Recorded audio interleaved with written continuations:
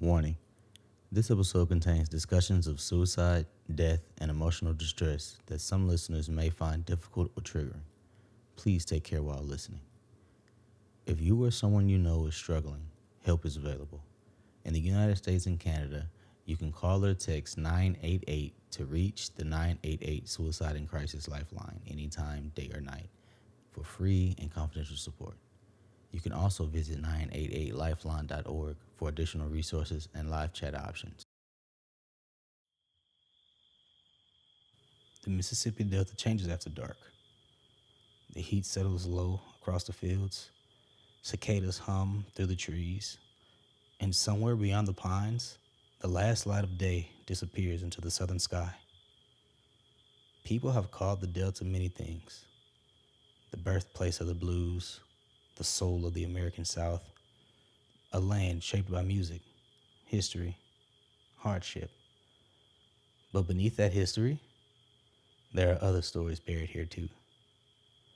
Stories of grief, violence, disappearances, places where pain settled so deeply into the land, some believe it never truly left. Because down in the Delta, the past has a way of lingering. And today, we're exploring the stories that still echo through it. Welcome to the Book of Lore.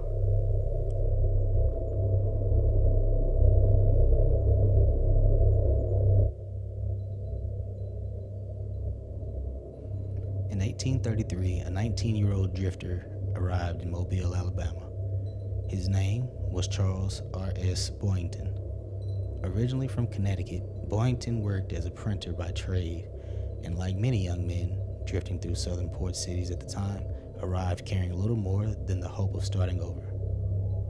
Money was scarce, work was inconsistent, and for a while, Boynton rented a room inside a local boarding house where he became close friends with another struggling traveler named Nathaniel Frost.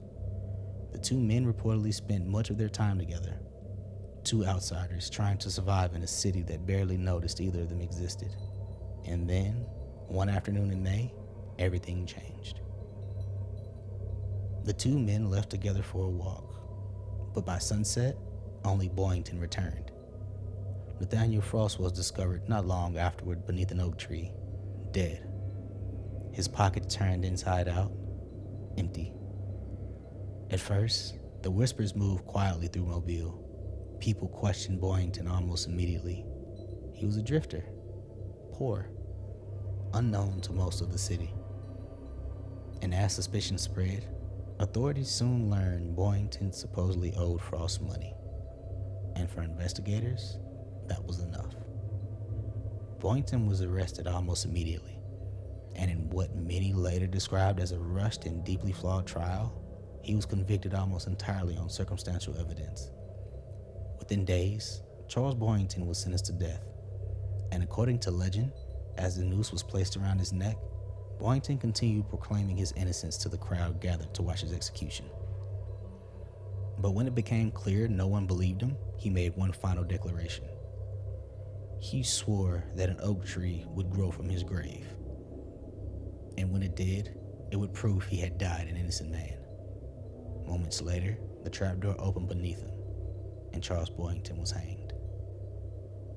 His body was buried in the Potter's Field of Church Street Graveyard on February 20th, 1835.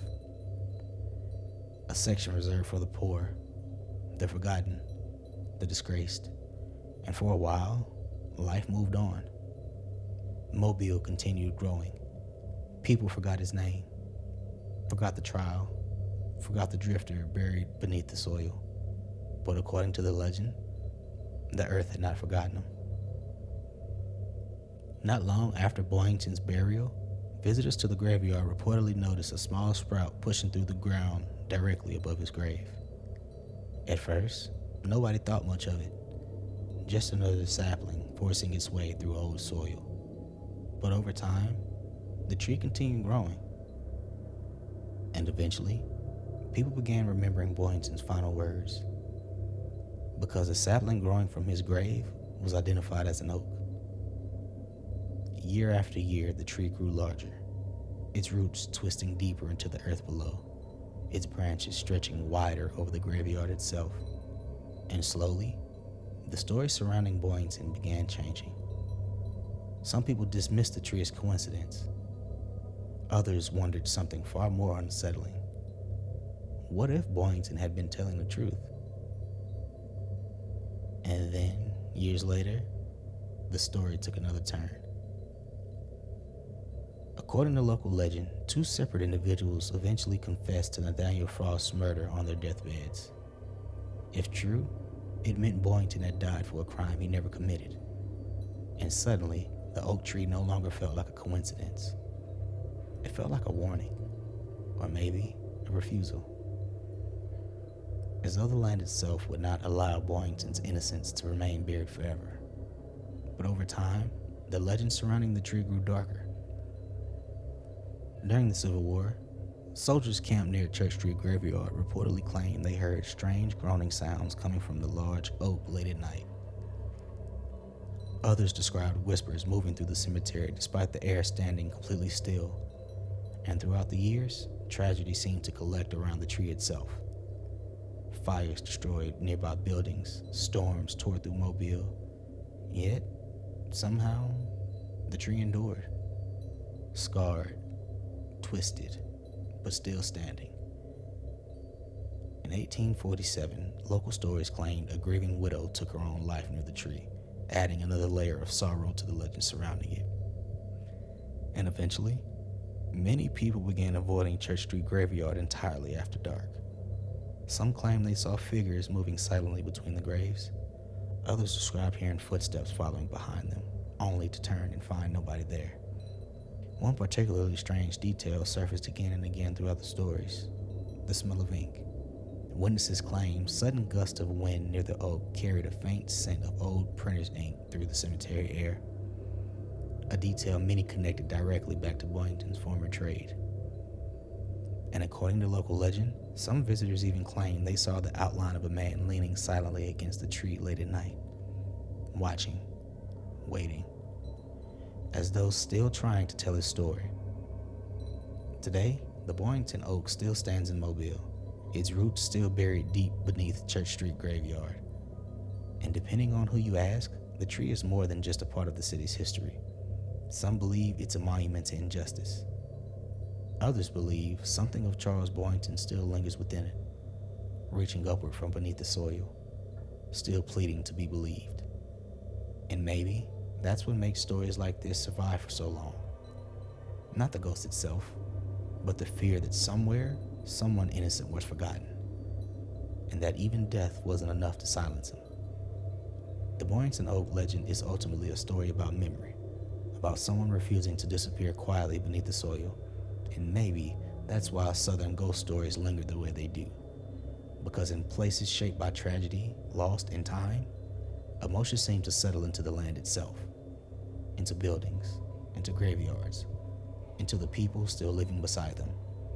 And according to generations of students in Montgomery, Alabama, one spirit has been walking the halls of Huntington College for decades, always dressed in red, still searching for something she lost long ago. For decades, students at Huntington College in Montgomery, Alabama have told stories of a figure dressed entirely in red wandering the halls late at night, appearing beneath dim hallway lights before disappearing again without a sound. They called her the Red Lady. And depending on which version of the legend you believe, she may have been haunting the school for more than a century. One of the earliest stories connected to the Red Lady dates back to the late 1800s, when Huntington College was still located in Tuskegee, Alabama. According to the legend, students inside a woman's dormitory awoke one night to the sight of a young woman moving slowly through the halls.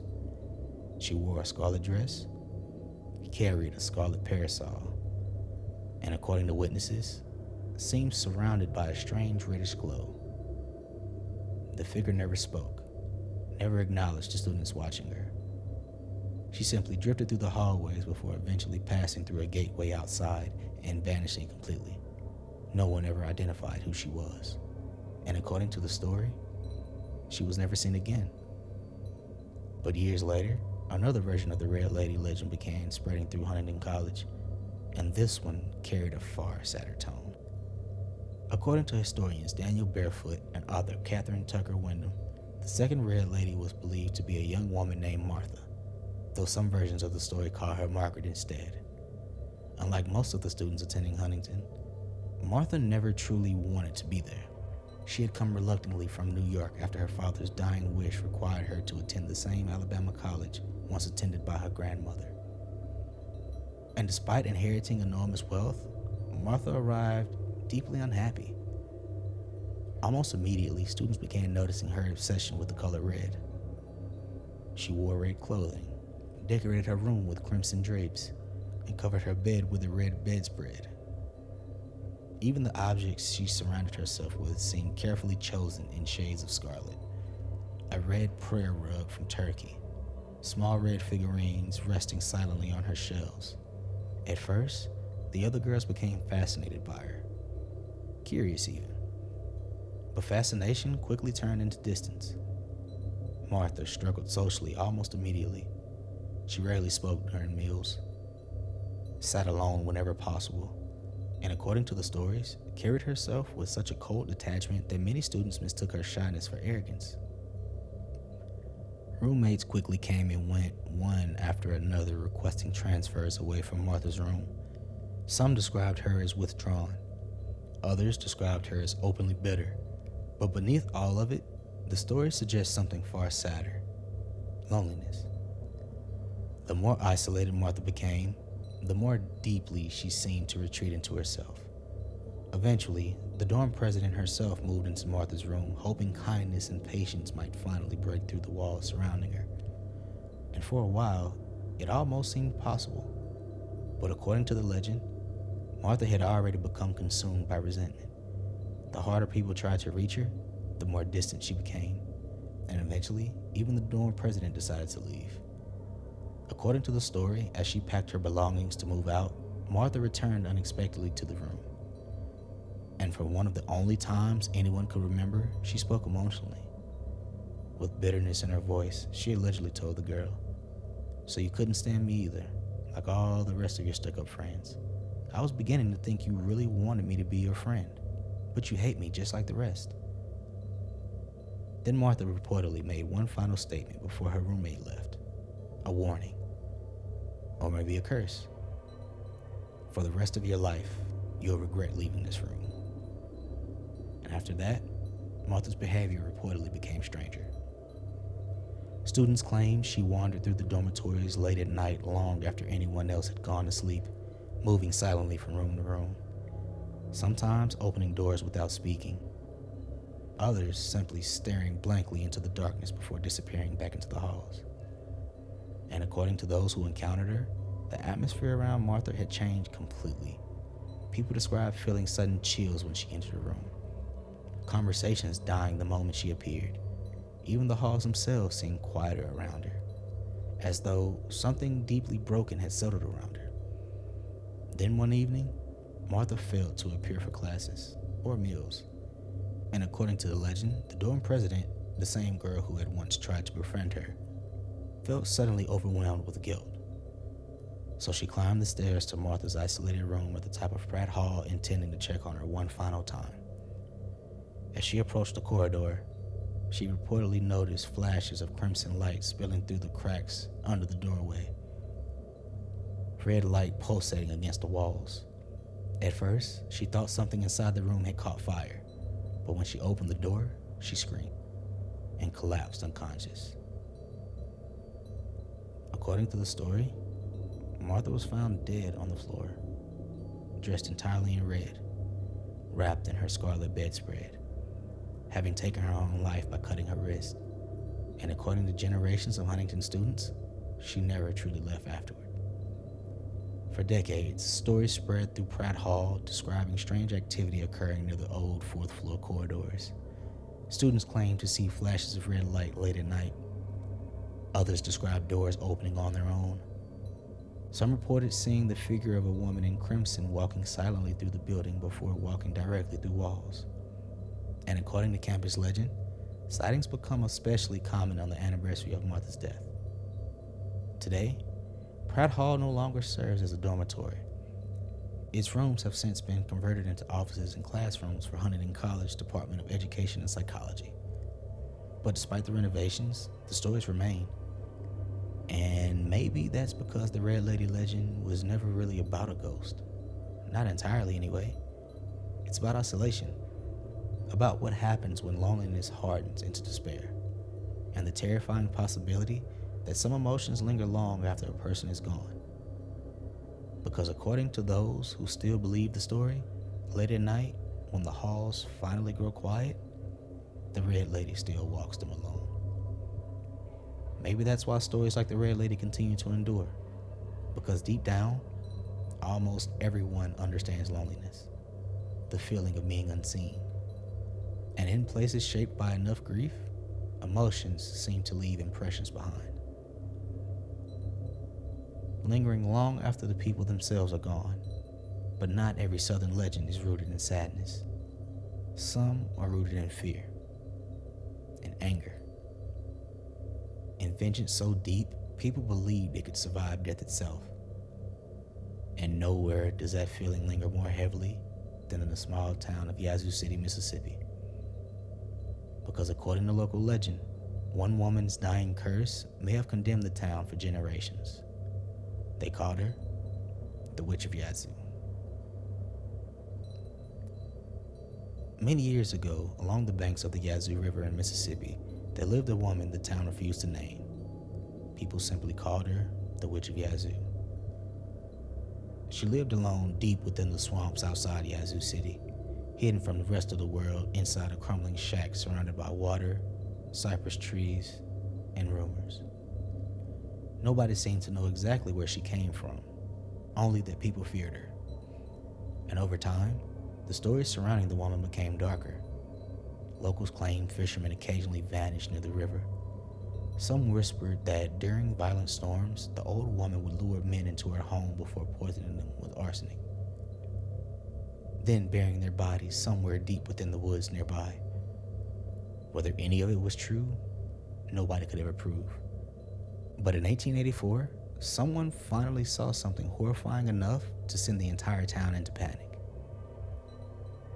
Late one afternoon, a boy named Joe Bob Duguid was floating down the Yazoo River on a small raft when he heard what he later described as a terrible moaning sound coming from the old woman's house. Curious, he tied off his raft and crept toward the window.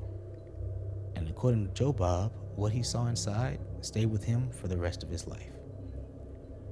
Two men lay stretched across the floor, and standing above them was the old woman, dressed in black, filthy, her arms moving wildly through the air while she muttered strange chants toward the ceiling. Joe Bob fled immediately. He rushed back into town and alerted the sheriff. Within hours, the sheriff and several deputies arrived at the woman's house. But when they forced their way inside, the bodies were gone, and so was the woman. The house itself reportedly looked abandoned and unnatural, the air thick with rot, fish bones scattered across the floor. And according to the legend, when the group opened the attic door, they discovered dozens of starving cats huddled together in the darkness, wide-eyed, thrashing, almost feral. Nearby, two human skeletons reportedly hung suspended from the rafters. The sheriff's men stood frozen in silence until suddenly footsteps echoed outside the house. Looking through an upstairs window, they saw the old woman fleeing toward the swamps behind the property. The sheriff shouted for her to stop, but instead, she ran. And according to Joe Bob Duguid's later account, the woman looked half ghost and half scarecrow, but all witch. The group chased her deep into the swamp until suddenly the woman became trapped in a patch of quicksand. By the time they reached her, she was already sinking, slowly disappearing beneath the mud. But before the swamp swallowed her completely, she screamed one final warning to the people surrounding her. A curse. I shall return.